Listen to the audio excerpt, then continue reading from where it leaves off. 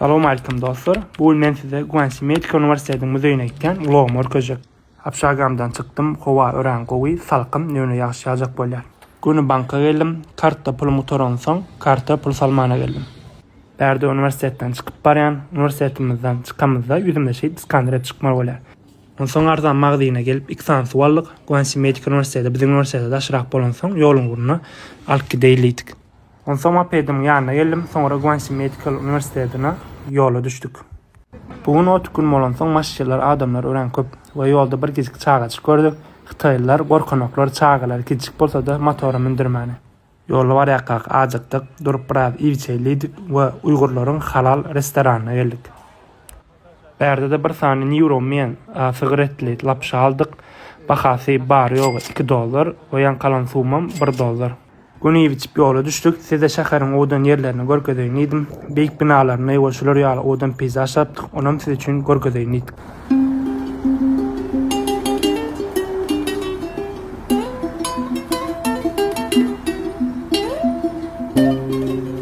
Ahiryn Guangxi Medical Üniversitesi'ne geldik. Bu bolsa Guangxi Medisina Üniversitesi'nin iň uly apşagasy.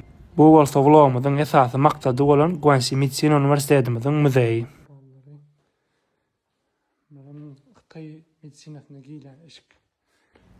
Berde de laboratoriyada tejribe geçirilen kadimi kurallar var.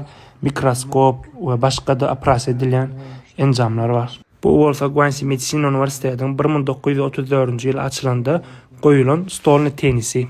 Berde bolsa görüşüňiz ýaly hiç taýda ellemek bolanok diýip ýazylgydy. Görüşüňiz ýaly hemme zat kadimi dostlar, stolny tenis tahtadan we kerpiçden düzülen. Bu bolsa Guangxi Medisina Üniversitesi'nin 6 adamlyk apşagasy dostlar. Oýnaýan dostlar, bu üniversiteden 1960-njy ýyllarda kadim apşagasy we şu taýda bir jam gördüm dostlar. Edil biziň öýümüzdäki ejelerimiziň edil jamy ýaly. Eger de siňe meňde şolar ýa jamy dostlar, kommentarda aşağıda belläp bilersiňiz. Bu bolsa dostlar Guangxi Medisina Üniversitesi'nin studentlarynyň praktik etýän balnisasy. Berde aýratyn hem ýatylýan spanlary tahtadan eken we gamışdan eken dostlar, görüşüňiz ýaly to ekran spandany barat. Bu üniversiteden talipleri kadimi wagtlarda praktik geçenler ýa-da hassan diýişini bejerenlerine şolar ýaly enjamlar olmuşdurlar dostlar. Bu wagta bilýäňi dostlar Hytaý medisina tarapdan we beýlek ugurlardan gaty ösdi.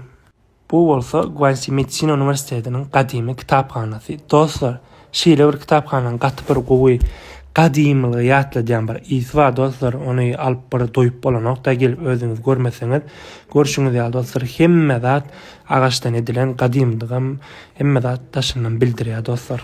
Bärsi bolsa medisina sapaklarynyň geçilýän otoglary. Dostlar, bärde bir tehnologiýa değişli bir zat bar eken, mene düşünmedim, kimde kim bilse aşağıda kommentarda ýazsyn dostlar. Bu bolsa kadimi wagtlarda derman ýasamak üçin analiz edilýän, gan we başga da tejribe geçirilýän otoglaryň biri eken dostlar.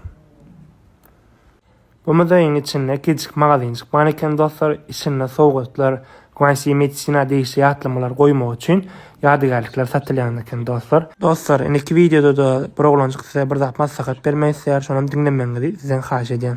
Dostlar, şu Guangxi Medical Üniversitesi'nin registrasiýa ören argalanlar Azizde çalt tavşırmaňyzy, dokumentlerinizi çalt registrasiýa etmäge maslahat berýän eýen bir näçe okuwçylarymyz tavşyrdy Guangxi Medical Üniversitesi'ne. Soňra siz hem bijaga almasyňyz ýa-da inanmasyňyz ýaly howlukmagy maslahat berýär.